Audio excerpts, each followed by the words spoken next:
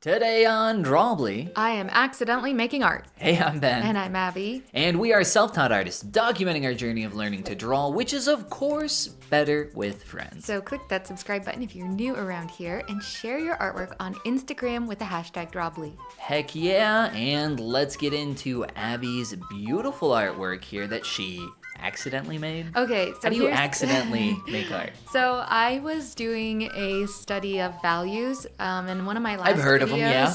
I just did a bunch of quick, sketchy value studies. I was there, I saw it. Yeah, you were there. You did see it. And this was going to be another one of those really quick studies, but just I was A like, value study. well, I was like, well, let me add color. Let me add color to a... So you mean a painting, Abby? Yeah, so it turns out that it's a painting. But again, I was thinking in terms of like, this will be quick, this will be very simple. Okay. It won't be like at all refined or finished. I'm just gonna block in like the shapes and try to get some like form and change across. But it ended up just going a little bit better than I expected it to. What? So I took it just That's always a good thing for art. Right. So I just took it farther than I had been taking. Where did you take it?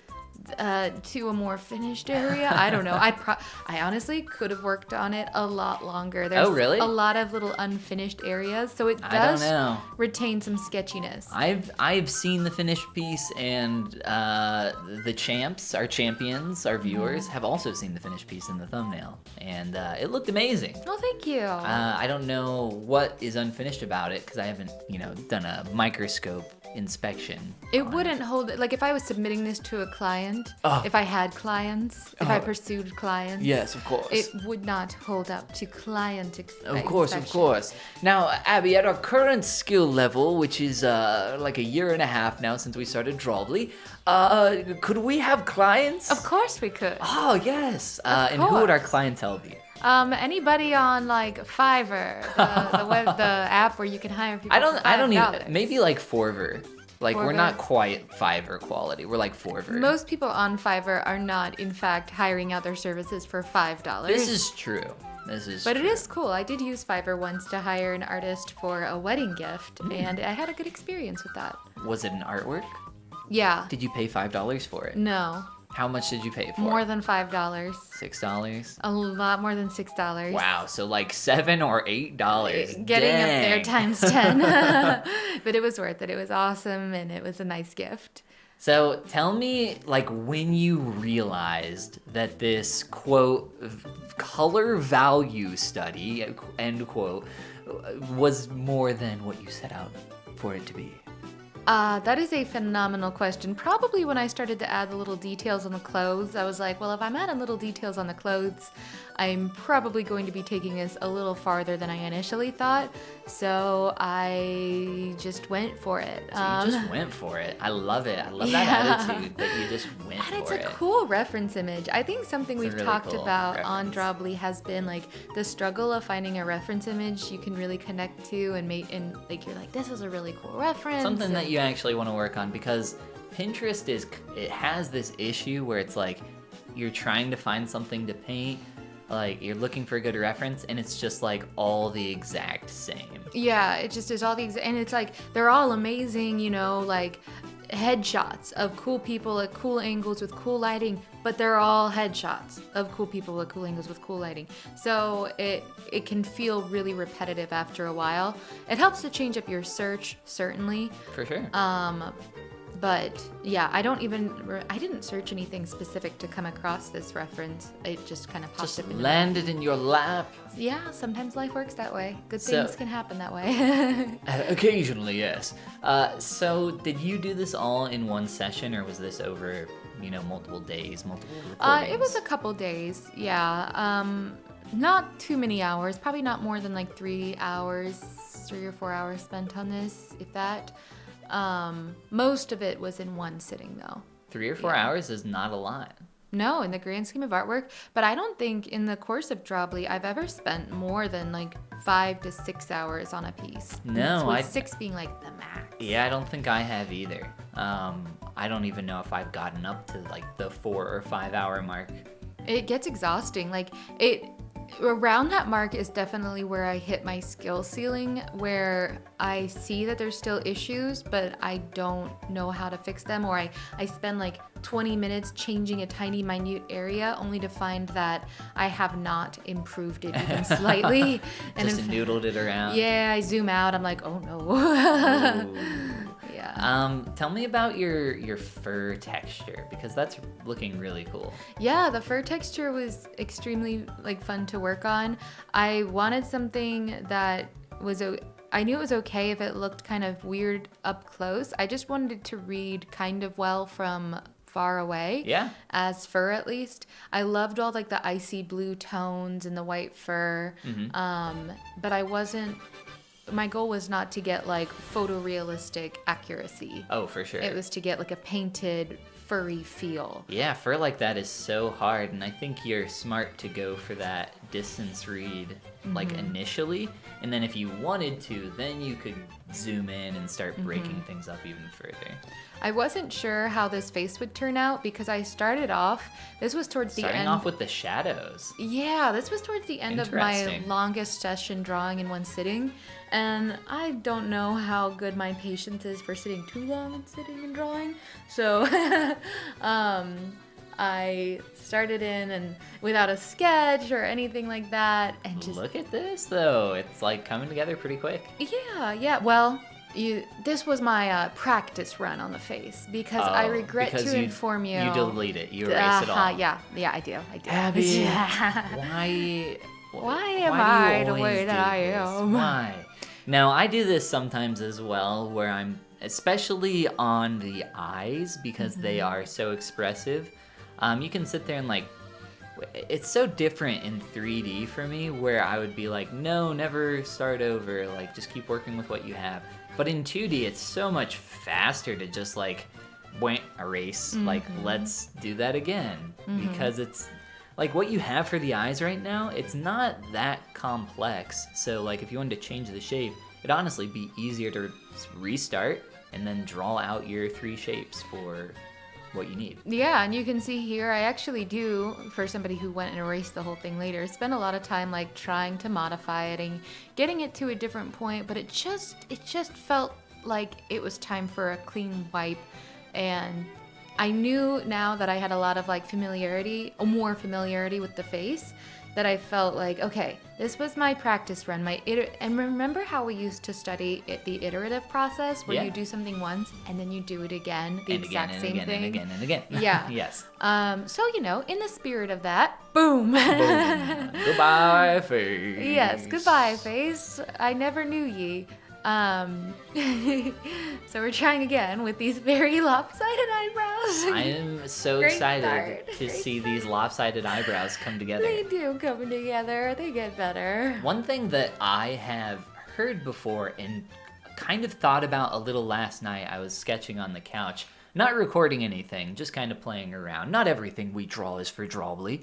But while doing that, something that I thought about that I heard a long time ago is that when you're just working on these early stages, figuring out proportions and stuff, is to draw really lightly. Now, you're not using lines here, so it doesn't really pertain to what you're doing.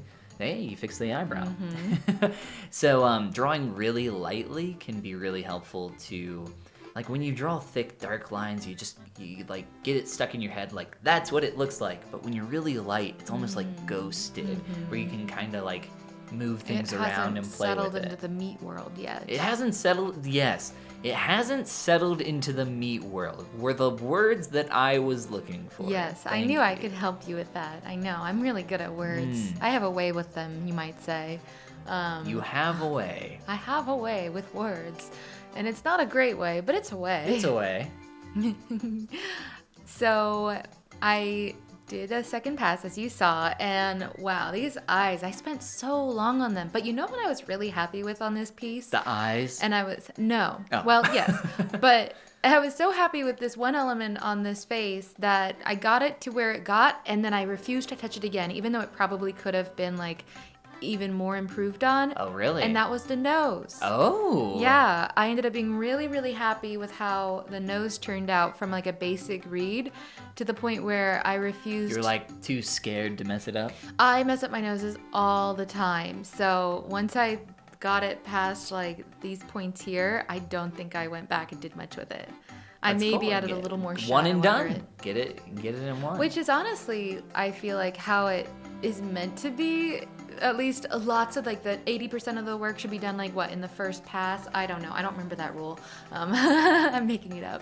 There's no like actual percentage, but I don't know.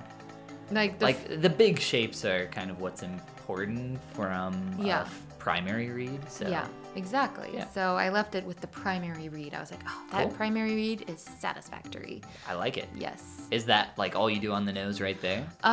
Maybe. Do a little more? I feel like now that I'm looking at it, I don't remember. I think I do add some more shadow underneath it to give it a little more dimension, and I ended up being happy with that as well. Tell me about the mouth, because we both struggle with drawing mouths in general, but like this slightly open mouth expression that is very common there's something about it that's like really difficult to capture. So with this mouth, luckily it's actually a pretty simple one where I am basically split into two tones. You know, the upper lip is a little darker and the lower lip has a little bit more brightness to it. And I believe Facing the light source, yes. Yeah, and I tried to just stay roughly true to that without overcomplicating things. That's how it should be. Yeah, like in the spirit of the nose I had just done, less is more. In the Spirit of the Nose is the title of my autobiography. In the spirit of the nose. In this day and age of the nose, the spirit thereof. So I was pretty happy In the with name it. of the Father, the Son, and the The Nose. nose. The Spirit of the Nose. So again, just like with the nose, I got it to a point where I was roughly happy with it, and I left it. Now the jawline, I went back and messed with the jawline way too much. Ooh. Yeah. And I still would actually, if I went back and worked on this again right now, I would still mess around with like the jawline, Oh, really? cleaning it up, making it just read better. I thought it was looking really good there, even before you started tweaking on it. Or, Yeah, playing with it. yeah. So I'm excited to see what changes you make. I just thought it needed to be cleaner, and I needed to pull in some of the more of the hair on the side. Okay. This hand is a bit of a lost cause. As most hands are. Yeah. Yeah. Sure. I need to do more hand studies if I want. I mean, granted, it's not a very like detailed fist there, but I gave it my all for a moment. Yeah, I tried to get it to look less like a paw and more like a curled hand. Like Yeah, this. it's a tough pose for the hand there. I feel like, so if you were just painting that hand, that little block by itself, that square, you would be able to do that absolutely fine. But I think like when we're working on these bigger pieces, you do get like a little burnt out of working on them. And you don't necessarily like need to polish every little piece to the finest point. Like obviously the face, you spent a lot of time on the face. That's kind of the focal point. It reads great from a distance. It's looking really good. The hand, like, are people really gonna pay attention to it? Is it that big of a deal? Right. Like, I don't even want it to be like the focal point anyway, so it's okay. Same with like that stick across her lap. Like, I left that pretty sketchy, and I was okay with that.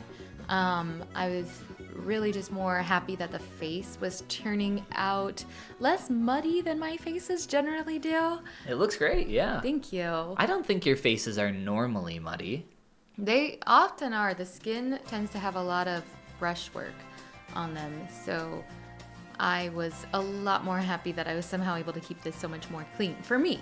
And looking at it now, you can even see it's not that clean, but it's clean enough. Abby, what brushes have you been using primarily for this piece? I've been using the transparent brush from MedMap's Ahmed Al-Duri's Which is just course. a hard round brush. It's not just a hard round brush. Oh, I'm sorry. It's got like some taper and opacity. Oh, it has taper. Maybe not taper, but it definitely has like opacity. Like a normal hard round brush, yeah. No. I disagree. I Okay. disagree. All right. Yeah, it has a little bit more of a brush-like quality to it, where it doesn't go in with like full opacity as soon as you touch the canvas. I also see you're using some kind of textured brush, and I know that that is not just a round brush. No, it is not. It is not just a round brush. Do you not know which No, one? I have no idea. Based on the way you're saying that, it's just one of the default texture, like painterly brushes. I think so. So.